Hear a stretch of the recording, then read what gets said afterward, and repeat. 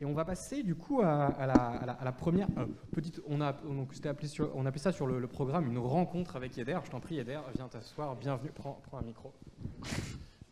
Prends un micro pour que tout le monde t'entende. Donc, Eder, tu es postdoctorant à l'IAP. On est très content de te rencontrer. Merci. Donc, l'idée de ces petites interviews, on va un petit peu voir ce que ça donne avec toi. L'idée, c'est de discuter un petit peu, essayer de comprendre un peu ton quotidien, comment ça se passe, comment tu en es arrivé là. Donc, du coup, je vais te demander une première question extrêmement simple. Est-ce que tu peux te présenter en quelques mots qui tu es, depuis combien de temps tu es postdoc, en quelle année tu as passé ta thèse, ce genre de choses? Oui, absolument. Merci beaucoup. Bonjour, au revoir à tout le monde. Je suis un postdoctorant ici à l'IAP. Je ne suis pas français, je suis brésilien. Je viens du Brésil travailler ici avec ma recherche en dans les exoplanètes, le sujet d'aujourd'hui. Et bon, j'ai fait ma thèse au Brésil, où j'ai fait toute mon étude dans l'astrophysique. Et il y a comme 10 ans que j'ai défendu ma thèse. Ouais, ça, donc en 2010, tu as soutenu. Hein. Oui, oui, oui. Ouais. Oui. Et bon, depuis là, j'ai déjà travaillé à l'observatoire à Hawaï. Ouais, Et après, au Brésil aussi, j'ai travaillé dans la recherche. Et après ici, à l'IAP. C'est ça, donc tu as soutenu, donc en fait tu as fait toutes tes études au Brésil, ta thèse là-bas, tu as fait un premier postdoc, donc un contrat de recherche en fait qu'on fait en attendant d'avoir un poste permanent, c'est ça? On enchaîne des... Oui, oui, exactement. Le premier, après les études, on cherche un postdoc qu'on va pratiquer, faire des recherches pour accumuler plus d'expérience. Ouais. Et oui, c'est ça. Et du coup, ça fait un petit moment quand même que tu as passé ta thèse, donc ça fait longtemps que tu es postdoc, même là tu es brésilien, tu habitais au Brésil, donc du coup genre, tu es arrivé à un certain âge en fait où tu as une famille, etc. Donc c'est ça. Et pourtant, tu es quand même venu en France faire un postdoc à ça, donc comment est-ce que ça s'est passé en fait? On s'est passé en fait il y a 2 ans, j'ai déménagé ici en 2019, l'octobre 2019, avec ma femme et mon enfant. Et ça a été très difficile parce qu'on ne parlait pas beaucoup français et en plus l'épidémie c'était très difficile pour tout le monde. Mais pour nous, dans l'étranger, notre pays, et c'est tout différent. Et en plus l'épidémie, c'était très difficile. Mais c'est passé.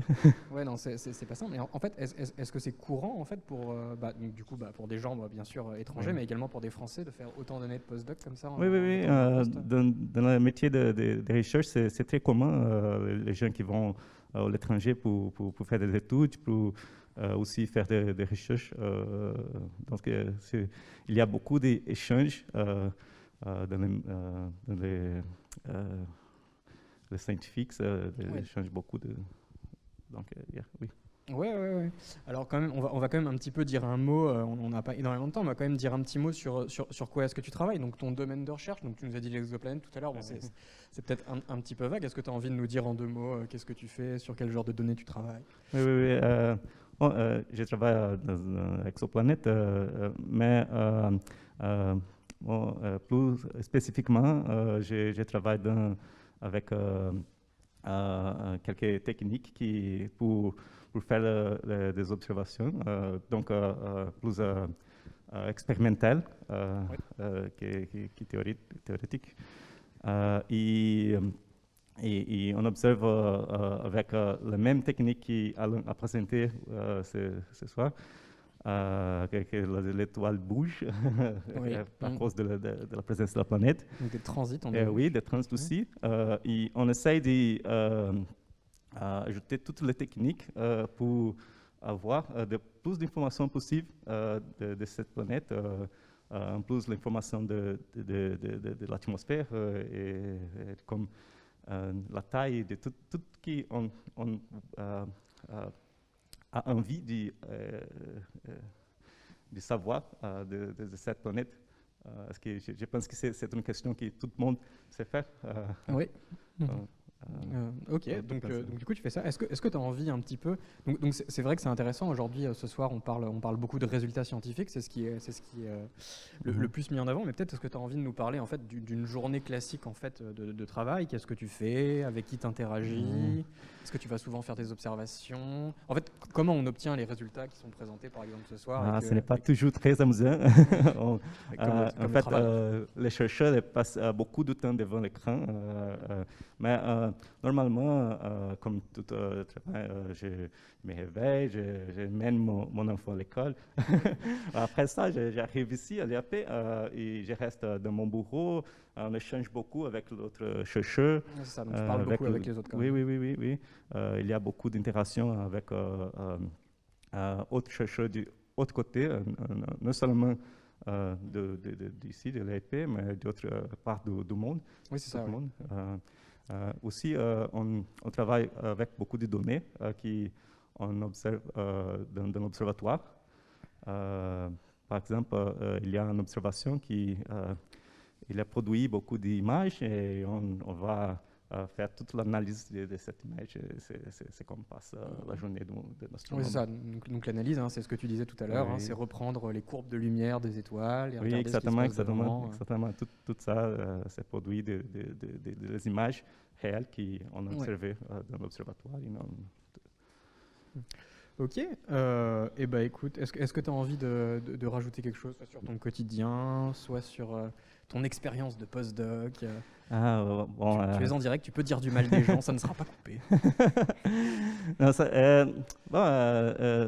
je pense que le message que je peux dire que c'est très difficile quelquefois, si tu vas aller à l'étranger, ou si tu vas connaître notre horizon, c'est plus difficile que connaître notre exoplanète, en fait, parce qu'il y a beaucoup d'interactions avec les gens et toutes les choses normales de la vie. Mais ça vaut la peine, je pense, que c'est pour la science, c'est pour faire les bonnes choses, pour savoir plus de l'univers. Je pense que c'est une bonne chose pour suivre. Eh bah, tant mieux, écoute, ça me paraît effectivement être une bonne chose, mais c'est vrai qu'effectivement, c'était bien de garder en tête, c'était un des intérêts que tu viens de parler de ça, c'est qu'effectivement, derrière la recherche, il y a énormément de gens qui passent quand même, qui doivent changer de pays régulièrement, gérer une interaction entre cette vie pro et cette vie privée qui n'est pas toujours facile, mais bon, que les gens font, les gens comme toi, qui permettent de produire de la très belle science. Donc merci beaucoup à toi, Eder. Merci beaucoup. Merci. On a une question de Henri pour toi, qui demande si tu as découvert des planètes. En fait, j'ai confirmé la présence d'une planète il y a... c'est juste publié le papier cette semaine, mais il y a 6 mois qu'on a découvert... on a confirmé une planète autour d'une étoile qui s'appelle au microscope. Eh ben, courez vite sur archive.fr pour lire le papier d'Eder, du coup. Eh ben, bravo, je pense que tout le monde ne peut pas dire. Moi, j'ai confirmé l'existence d'une exoplanète. C'est vrai. Moi, par exemple, je ne peux pas le dire. Est-ce que tu peux le dire, Alice ? Non, je ne peux pas. Eh bien, très bien. Merci beaucoup, Eder. Merci vous. Bonne soirée. Bonne continuation. Merci.